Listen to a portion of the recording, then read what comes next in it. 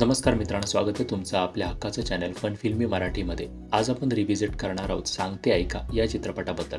हा चित्रपट 1959 साली प्रदर्शित झाला होता।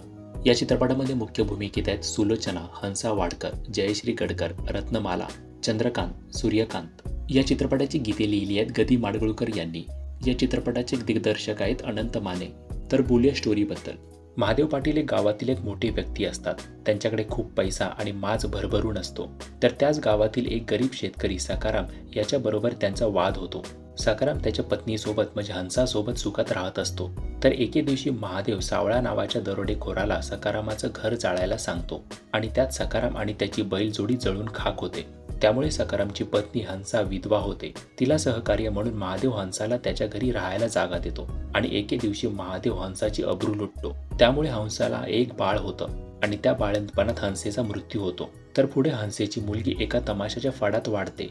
त्या तमाशाची प्रमुख चीमा तिची आईप्रमाणे काळजी घेते आणि तिला वाढवते।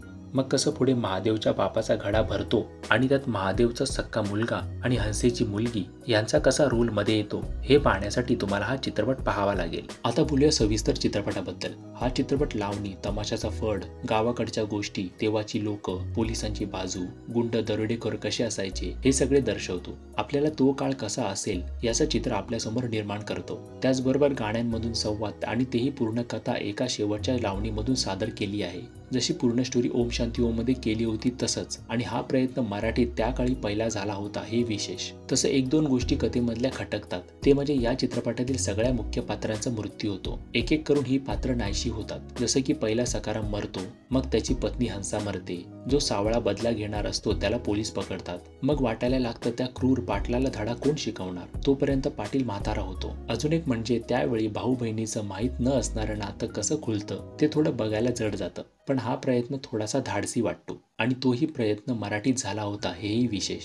तर तुम्हाला एक लावणीयुक्त तमाशापट पाहायचा असेल तर सांगते ऐका हा चित्रपट एकदा नक्की बघू शकता। यूट्यूबवर हा पूर्ण चित्रपट उपलब्ध आहे। त्याची लिंक आम्ही डिस्क्रिप्शन मध्ये नक्की देऊ।